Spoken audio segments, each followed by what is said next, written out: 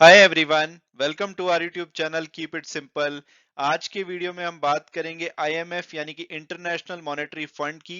इन्होंने भारत की जो जीडीपी है उसके फोरकास्ट को 0.8% से करंट फाइनेंशियल ईयर के लिए कम कर दिया है और इनके हिसाब से अब भारत की जो इकोनॉमी है इस करंट फाइनेंशियल ईयर में 7.4% से ग्रो करेगी। तो आज के वीडियो में हम इस टॉपिक को डिटेल में डिस्कस करेंगे और ये भी बात करेंगे कि भाई दूसरे कंट्रीज का क्या हाल है और ओवरऑल जो दुनिया की इकोनॉमी है वो किस रेट से ग्रो करेगी। और आगे बढ़ने से पहले अगर आपने अभी तक चैनल को सब्सक्राइब नहीं किया तो प्लीज सब्सक्राइब करके हमें मोटिवेट कीजिए। तो सबसे पहले अगर हम बिल्कुल बेसिक से स्टार्ट करें और ये बात करें कि भाई ये आईएमएफ क्या है, तो आईएमएफ आई एम श्योर आपने सुना होगा, इसकी फुल फॉर्म है इंटरनेशनल मॉनेटरी फंड।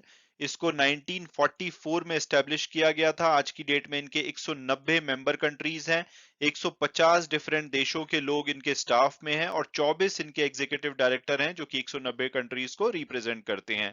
इनका जो हेडक्वार्टर है यूएस के वॉशिंगटन डीसी में है और इनके तीन क्रिटिकल मिशन है। पहला ये कि इंटरनेशनल जो मॉनेटरी कॉपरेशन है उसको ये हेल्प करते हैं। दूसरा जो ट्रेड और इकोनॉमिक ग्रोथ की एक्सपेंशन है उसको ये एनकरेज करते हैं। साथ साथ में जो पॉलिसीज दुनिया भर की प्रॉस्पेरिटी को हार्म पहुंचाती है, नुकसान पहुंचाती है, उनको ये डिस्करेज करते हैं। तो इनके जो तीनों मिशन है उसके लिए जो भी इनके मेंबर कंट्रीज हैं वो आपस में काम करते हैं, साथ साथ में इंटरनेशनल बॉडीज के साथ भी काम करते हैं। और अब अगर बात की जाए कि भाई जो आईएमएफ है वो सडनली इंडिया की जीडीपी की ग्रोथ के बारे में क्यों बात कर रहा है, तो उसकी वजह है वर्ल्ड इकोनॉमिक आउटलुक रिपोर्ट। ये एक इंटरनेशनल मॉनेटरी फंड की रिपोर्ट है जिसमें ये नॉर्मली जो इनके मेंबर कंट्रीज हैं उसके output, inflation, employment, fiscal balances और डेट स्टैटिस्टिक्स से रिलेटेड डेटा पब्लिश करते हैं। हालांकि इनकी जो रिपोर्ट है वो ज्यादातर जो फेमस है वो ग्लोबल ग्रोथ फोरकास्ट के लिए है, क्योंकि इसमें जो दुनिया भर की ग्लोबल इकोनॉमी की हालत चल रही है उसके बारे में बताते हैं, साथ साथ में जो इम्पोर्टेंट रीसेंट डेवलपमेंट होती हैं जिसकी वजह से इकोनॉमी इंपैक्ट हो सकती है उसको ये कवर करते हैं। ये रिपोर्ट 2 बार साल में पब्लिश की जाती है, कॉम्प्रहेंसिव रिपोर्ट होती है और इसमें ये जो मेंबर कंट्रीज की गवर्नमेंट है उनके साथ कंसल्टेशन के बाद ये रिपोर्ट पब्लिश करते हैं। तो ये यूजुअली जो इनकी मेन रिपोर्ट होती है, डिटेल्ड रिपोर्ट, वो अप्रैल और अक्टूबर में पब्लिश की जाती है, लेकिन इसके अलावा दो एडिशनल रिपोर्ट होती हैं जो कि लेस कॉम्प्रिहेंसिव होती है, यानी कि इतनी ज्यादा डिटेल में नहीं होती। ये जुलाई और जनवरी में पब्लिश की जाती है। तो आज जिस रिपोर्ट की हम बात कर रहे हैं वो जुलाई की रिपोर्ट है जिसको कि अभी रिलीज किया गया है। इसके हिसाब से जो ग्लोबल इकोनॉमी है जो कि 2021 में 6.1% से ग्रो करी थी, 2022 में 3.2% से ग्रो करेगी और 2023 यानी कि जो फाइनेंशियल ईयर 2024 होगा उसमें 2.9% से ग्रो करेगी। हालांकि इससे बात ये क्लियर हो जाती है कि जो ग्लोबल रिसेशन की हम बात कर रहे हैं तो आईएमएफ के हिसाब से ग्लोबल रिसेशन नहीं आएगा, क्योंकि ग्लोबल रिसेशन के हिसाब से जो इकोनॉमी है वो नेगेटिवली ग्रो करनी चाहिए। और इसमें जो एडवांस्ड इकोनॉमीज हैं जैसे कि यूएस, यूरोप, वो 2.5% से ग्रो करेंगी और 1.4% से 2023 में। और जो एमर्जिंग मार्केट और डेवलपिंग इकोनॉमीज है जिसमें कि इंडिया भी आता है, वो 6.8% से ग्रो करी थी 2021 में और अब ये 3.6% से ग्रो करेंगी 2022 में और 3.9% से 2023 में।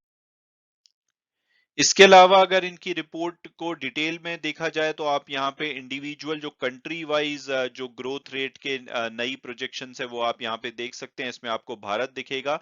इनका पिछली जो रिपोर्ट अप्रैल में आई थी उसमें 8.2% का टारगेट था जिसको कि घटा के अब इन्होंने 7.4 कर दिया है और 2023 में जो 6.9% का इनिशियल टारगेट था पिछली रिपोर्ट में उसको घटा करके 6.1% कर दिया है। तो अगर हम लेटेस्ट आंकड़ों से देखें तो 2022 में सऊदी अरब की जो इकोनॉमी है वो सबसे ज्यादा तेजी से ग्रो करेगी 7.6% से, क्योंकि जो ऑयल के प्राइसेस बढ़े हैं उससे इनको पॉजिटिवली प्रभाव पड़ा है। दूसरे नंबर पे इंडिया रहेगा, फिर आपको Spain, Canada, Nigeria, China, UK, Italy, Mexico, US और उसके बाद बाकी कंट्री दिखेंगे। और रशिया की जो इकोनॉमी है वो -6% से घटेगी, यानी कि वो ग्रो नहीं करेगी, वो रिड्यूस होगी। और अगर हम 2023 की बात करें तो उसके हिसाब से जो इंडिया की इकोनॉमी है इन कंट्रीज में सबसे तेजी से ग्रो करेगी। तो अब अगर हम इनकी रिपोर्ट के बारे में थोड़ी और डिटेल में बात करें तो इन्होंने ग्रॉस डोमेस्टिक प्रोडक्ट जो इंडिया का है जीडीपी उसके लिए अपना जो टारगेट है 0.8% से घटा करके 7.4% कर दिया है। सिमिलरली जो फाइनेंशियल ईयर 2024 यानी कि 2023-24 जो साल होगा, उसमें भी 6.9% की जगह 6.1% कर दिया है। हालांकि इन्होंने बोला है कि जो ये रिवीजन किए गए हैं, ये मेनली इस वजह से किए गए हैं क्योंकि जो भारत के लिए एक्सटर्नल कंडीशन है वो लेस फेवरेबल हो गई हैं। इसके चलते जो रैपिड पॉलिसी टाइटनिंग करी गई है, अभी आपने देखा होगा कि जो रेपो रेट है उसको 0.9% से बढ़ाया गया है पिछली 2 मीटिंग्स में। तो उसकी वजह से इन्होंने जो जीडीपी का रेट है उसको कम किया है। तो इन्होंने रीजन दिया है कि एक तो रशिया ने यूक्रेन पे जो अटैक किया है उसकी वजह से जो क्रूशियल कमोडिटीज हैं जैसे ऑयल हो गया, नेचुरल गैस हो गई, इनकी सप्लाई डिसरप्ट हुई है और इसकी वजह से जो प्राइसेस हैं ग्लोबली बढ़े हैं। और इंडिया बहुत सारी जो फ्यूल है वो इंपोर्ट करता है, तो इस वजह से इंडिया को इसने नेगेटिवली इंपैक्ट किया है। इसके अलावा जो दुनिया भर के सेंट्रल बैंक है, चाहे वो यूएस का फेडरल रिजर्व हो, इवन इंडिया का आरबीआई हो, इन्होंने अपनी जो मॉनेटरी पॉलिसी है उसको टाइट करना शुरू करा है, क्योंकि दुनिया भर में इन्फ्लेशन फैल रहा है, तो उस वजह से भी इंटरेस्ट रेट बढ़ रहे हैं जिससे कि हमारी जीडीपी नेगेटिवली इंपैक्ट हुई है।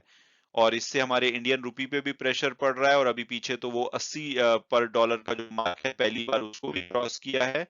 और इन सभी वजहों से तो है ही है, साथ साथ में भारत का जो इन्फ्लेशन है वो भी बहुत ज्यादा चल रहा है, 7% से ज्यादा अभी इन्फ्लेशन चल रहा है। इसकी वजह से आरबीआई ने जो रेट बढ़ाए हैं, इन सब वजहों से जो जीडीपी के आंकड़े हैं उसको रिड्यूस किया गया है।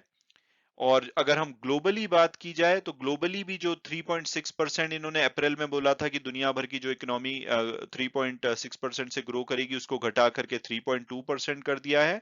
और जो 2023 का आंकड़ा है उसको तो 0.7% से घटा करके 2.9% कर दिया है। और इन्होंने इसमें मेन रीजन दिया है कि इंडिया के अलावा जो चाइना और यूएस है, उनकी भी इकोनॉमी उतनी तेजी से ग्रो नहीं करेगी जितना इनिशियली उम्मीद की जा रही थी। इसकी वजह से दुनिया भर की इकोनॉमी के जो टारगेट है उसको घटाया गया है।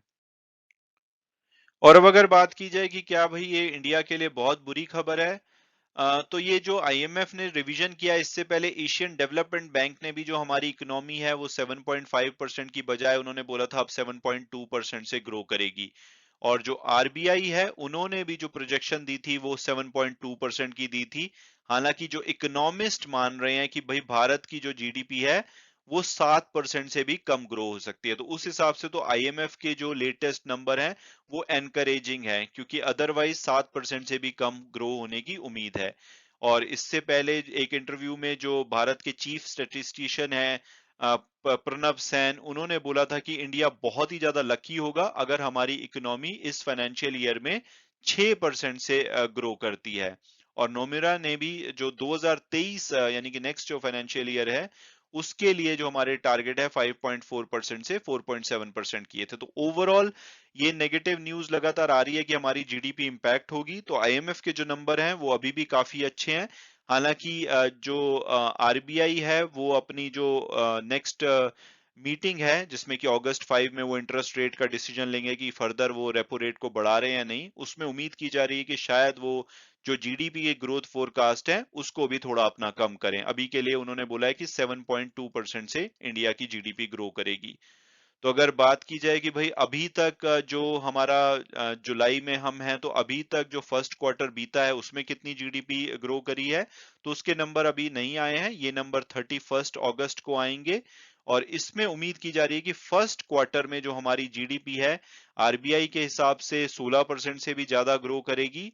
और लेकिन ज्यादातर इकोनॉमिस्ट ये मान रहे हैं कि 14 से 14.5% ये ग्रो करेगी। और उसकी वजह ये है कि फर्स्ट क्वार्टर में बेस बहुत लो था, लास्ट ईयर कोविड की सेकेंड वेव चल रही थी जिससे हमारी इकोनॉमी काफी इंपैक्ट हुई थी।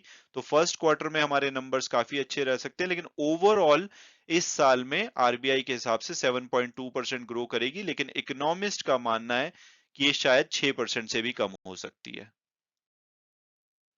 मैं उम्मीद करता हूं कि आपको ये वीडियो पसंद आया होगा और आपने कुछ नया जाना होगा। Thanks so much for watching the video and God bless you all.